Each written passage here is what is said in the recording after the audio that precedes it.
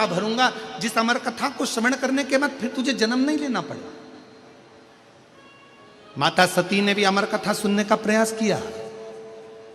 कुंभज बाबा के आश्रम में जाकर, अगस्त ऋषि के आश्रम में पहुंचकर भगवान शंकर सती जी को कथा सुनाने के लिए लेकर गए। माता उमा जब भगवान महेश के साथ में विराजमान हुई, जब माता उमा महेश भगवान के साथ में विराजमान हुई, जिससे महेश्वरी समाज की उत्पत्ति हुई,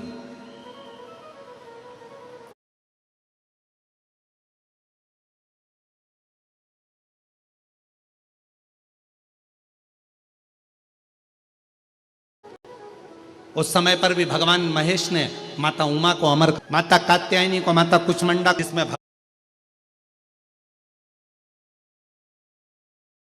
भगवान शंकर ने मां पार्वती जी को जो अन्य रूप में आई उनमें उन्होंने अमर कथा सुनाने का प्रयास नहीं किया। पर आखिरी बिंदु था भगवान शंकर का पार्वती जी को अमर कथा सुनाना, क्योंकि शिव चाहते थे अब यह पार्वती फिर जन्म ना ले, बार बार मृत्यु के काल में ना पड़े, इसको एक बार ऐसी कथा सुना दूं जिसको सुनकर ये अपनी जिंदगी की अमरता प्राप्त कर ले।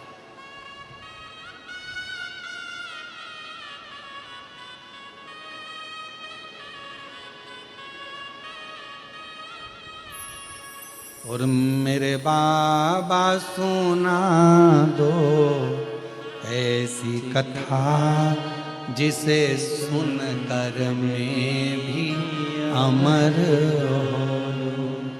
भोलेनाथ सुना दो ऐसी कथा जिसे सुनकर मैं भी अमर हो। जिसे सुन कर मैं भी अमर हो, जिसे सुन कर मैं भी अमर हो।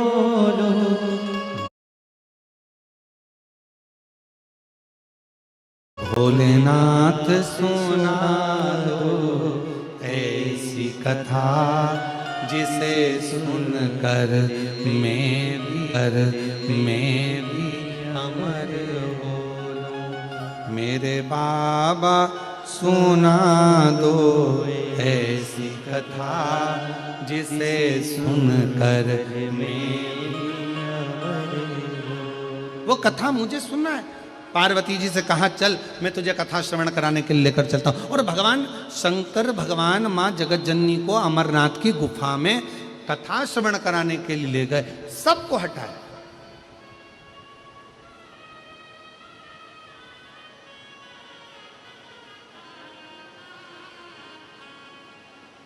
मां गंगा जी को भी बाहर छोड़ा, चंद्रदेव को भी बाहर छोड़ा, सर्पदेव को बाहर छोड़ा, डमरू को बाहर छोड़ा, सबको बाहर छोड़कर अमरनाथ की गुफा में जब कथा श्रवण कराने के लिए बैठे, पार्वती जी के हाथ में त्रिशूल दे दिया, ले त्रिशूल और जाओ पार्वती जी, अगर कोई कथा सुनने के लिए बैठा हो तो उसको वहां से हटाया हो। ये कथा मैं केवल तुम्हें श्रवण कराना चाहता हूं, तुम्हें सुनाने का कारण क्या है? केवल पार्वती जी को कथा, पार्वती जी केवल मैं तुम्हें कथा सुनाना चाहता हूं।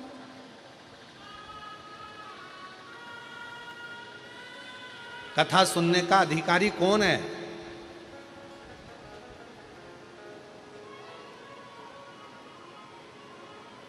ऐ मेरी हैदराबाद की जीजियों और मेरे हैदराबाद के जीजाओं, शिव महापुराण की कथा किसको सुनने को मिलती है? स्वयं माता पार्वती जी ने शिव जी से पूछा था यह सवाल कि आपकी शिव महापुराण की कथा सुनने का अधिकारी कौन है? तो कहा जिसने अपनी जिंदगी में, अपने जीवन में एक बार भी मुझे दिल से पुकारा होता है, शिव जी कहते हैं उसको मृत्यु लोक में मनुष्य देह में एक बार शिव महापुराण की कथा श्रवण करने का मौका जरूर मिलता है और फिर संसार सागर में उसका पुनर्जन्म नहीं होता।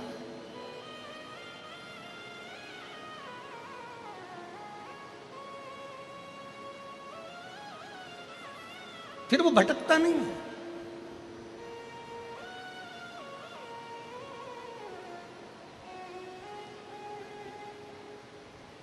एक विश्वास के साथ जब हम शिव महापुराण की कथा को, पार्वती जी ने हाथ में त्रिशूल लेकर कथा को श्रवण करना चाहा, कथा सुनने के लिए माँ जगतजननी बैठ भी गई, कथा चालू भी हो गई और कथा में मन भी लग गया। पार्वती जी का ऐसा नहीं कि चित्त नहीं लगा, हृदय लगा उनका कथा श्रवण करने।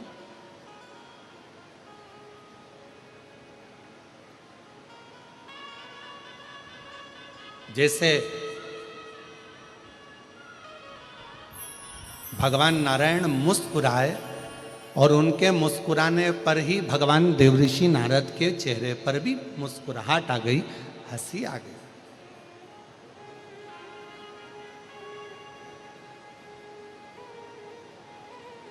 पूछा,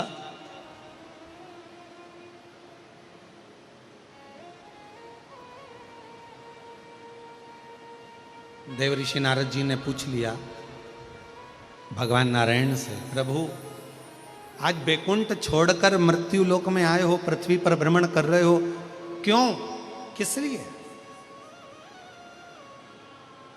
भगवान नारायण ने कहा कि मुझे इस पृथ्वी पर तप करना, साधना करना। तो भूमि कौन सी चुनी जाए?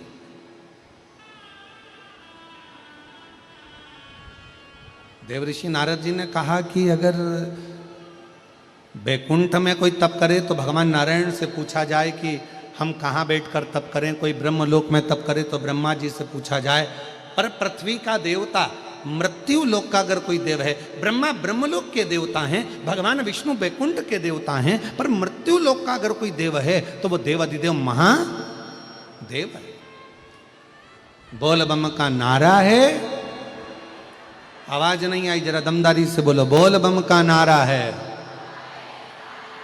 सारी समस्या का हल हार हार तो बैकुंठ लोक भगवान नारायण का, ब्रह्मलोक ब्रह्मा जी का, पर मृत्यु लोक तो भगवान शिव जी का। अगर मृत्यु लोक पर कहीं तप करना है, मृत्यु लोक पर अगर कहीं तप साधना करना है तो भगवान शंकर जी से पूछना पड़ेगा। तब भगवान नारायण स्वयं शिव जी से कहते हैं कि भगवान भोलेनाथ जी आप बताओ कि मैं मृत्यु लोक में कहाँ तप करूं? तो कहा एक काम करो, इस तिरुमाला पर बैठकर आप तप करिए और कपिलेश्वर महादेव के रूप में बैठकर मैं आपकी रक्षा करूंगा।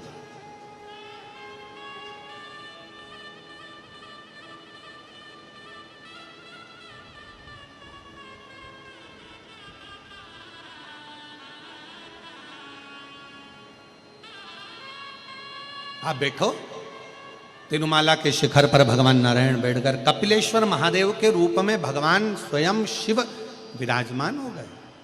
भगवान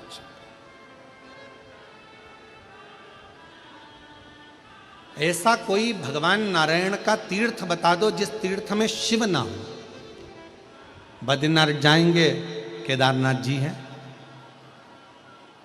श्रीनाथ जी का दर्शन करने के लिए नाथ द्वारा जाएंगे, एकलिंग जी हैं।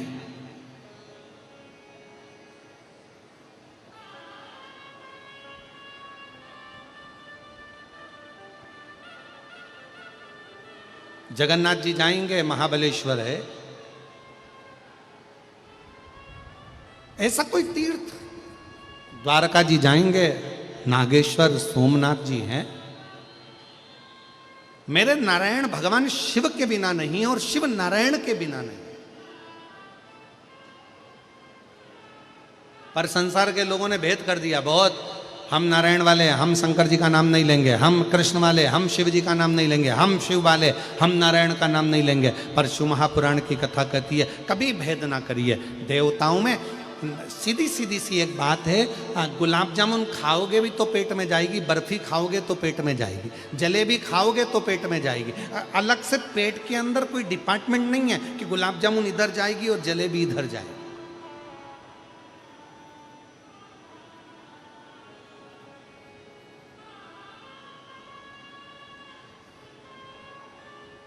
तुम्हारा मन पड़े राम कहो, तुम्हारा मन पड़े कृष्ण कहो, तुम्हारा मन पड़े शिव कहो, तुम्हारा मन पड़े दत्त कहो, तुम्हारा मन पड़े, तुम जिसका भजन करते हो, जिसका स्मरण करते हो उसको भजो।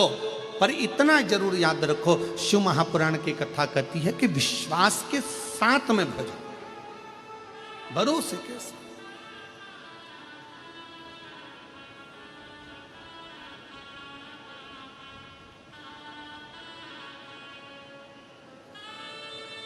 और ऐसी सुभाना आए ना ऐसी शान, ऐसी सुभाना आए ना ऐसी शान, जिस दिन जुबां पे मेरी, जिस दिन जुबां पे मेरी आए ना शिव का नाम, ऐसी सुभाना आए ना ऐसी शान। शिव विश्वास का प्रतीक है, शंकर भगवान विश्वास का प्रतीक है। अगर राम जी की भी आराधना करना है तो शिव रूपी विश्वास का होना जरूरी है। और अगर भगवान कृष्ण की आराधना कर रहे हो तो शिव रूपी विश्वास का होना जरूरी है।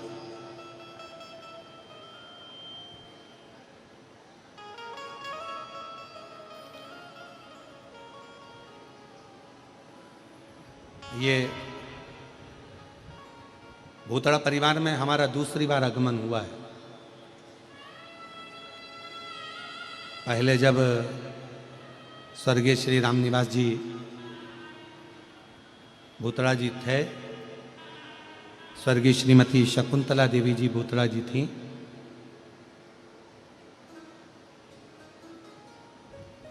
और स्वर्गीय रामनिवास जी भूतड़ा जी का बड़ा मन था उस समय पर। उस समय शरीर में थोड़ा उन्हें कष्ट भी था, रोग ग्रसित था थोड़ा सा, पर उनका बड़ा मन था। तो उन्होंने उस समय पर अपनी धर्मपत्नी श्रीमती शकुंतला देवी जी से कहा कि सियोर वाला महाराज की कथा सुनना है शिवपुराण। और श्रीमती शकुंतला देवी जी ने फिर अपने पुत्र से और पुत्र वधू से कहा, बेटियों से कहा, और मैं धन्यता देता हूँ ऐसे बेटे बहुओं को, ऐसी बेटियों को, पूरे परिवार को। उन्होंने तुरंत उसी समय पर कह दिया कि कथा हो। अब शरीर कष्ट था तो बड़ा विशाल पंडाल या विशाल रूप में उस कथा का आयोजन नहीं किया गया, घर पर ही एक पंडाल लगाकर उस कथा का दिव्य और भव्य आयोजन किया गया। और उस समय पर लग रहा था कि इतनी विशाल शिव महापुराण को गागर में सागर को समाहित किया गया।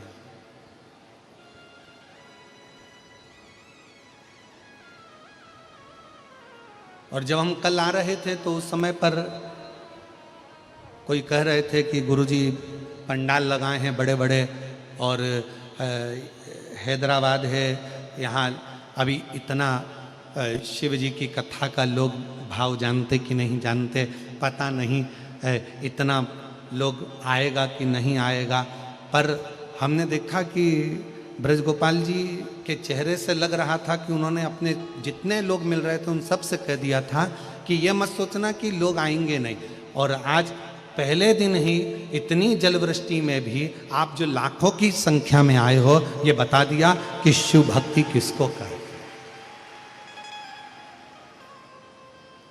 और पहली कथा है वृंदावन में बांके बिहारी जी को पर्दा होता है, यहाँ पहली कथा है जिसमें आपको भी पर्दा करके बैठना पड़ रहा है, पानी के कारण, जलवृष्टि के कारण।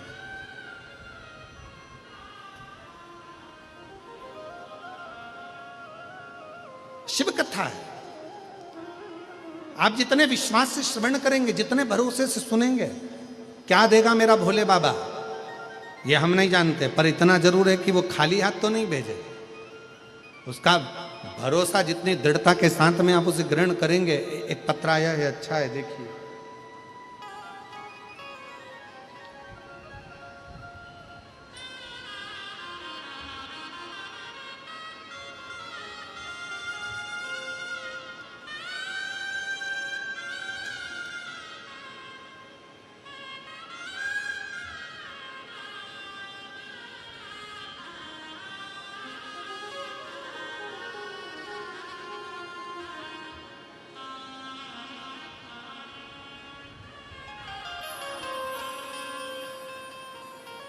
मेरा नाम प्रिया बलिया है।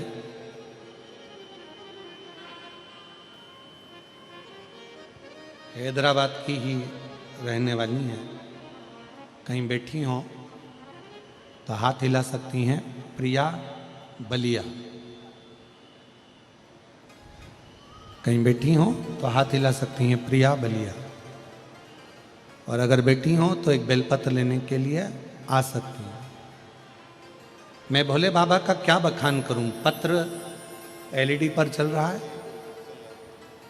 आस्था चैनल पर और एलईडी पर पत्र चल रहा है। आप हमारे साथ में पढ़ सकते हैं। मैं भोलेनाथ में आपका बखान कैसे करूं, मेरे पास कोई शब्द नहीं है। 2021 से मेरे पास कोई नौकरी नहीं थी। सब लोग मुझे हीन नज़र से देखते थे। उसके बाद मैंने एक दिन आपकी कथा के बारे में सुना और एक लोटे जल के महत्व के बारे में सुना।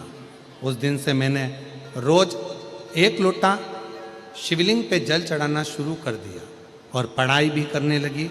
और भोलेनाथ आपकी कृपा से मेरी 2023 में बैंक में सरकारी नौकरी लग गई। मैं आज बाबा को यहाँ धन्यवाद देने के लिए आए, बाबा को प्रणाम करने के लिए।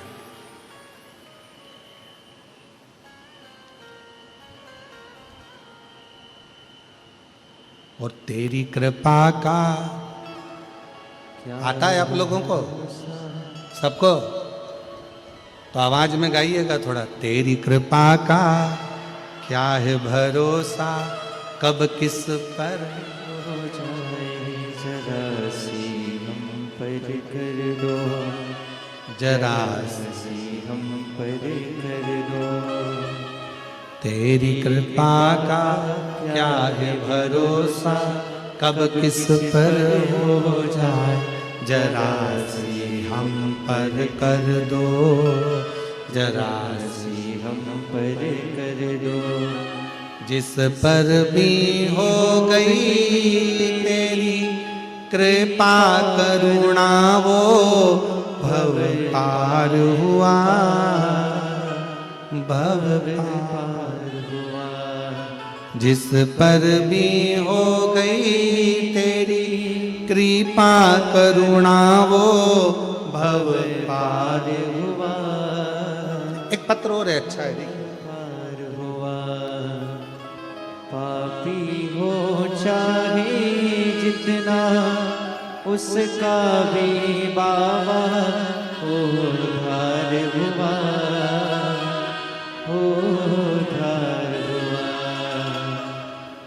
पापी हो चाहे जितना, उसका भी बाबा उद्धार हुआ, उद्धार हुआ। मैं भारती बाई हैदराबाद के, कौन सा लिखा है? आप लोग जरा पढ़ के बताओ क्या लिखा है। मैं भारती बाई हैदराबाद के हैं धूलपेट, सही बोले हम?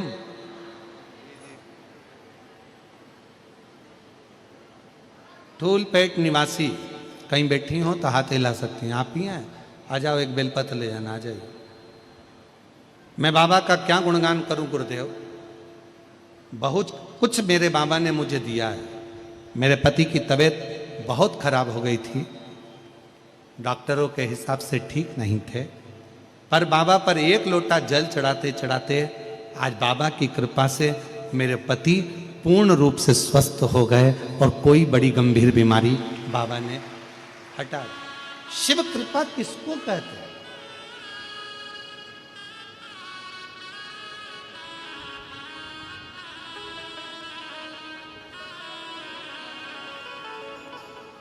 ये शिव महापुराण की जो कथा है, ये विश्वास की कथा है, एक भरोसे की कथा।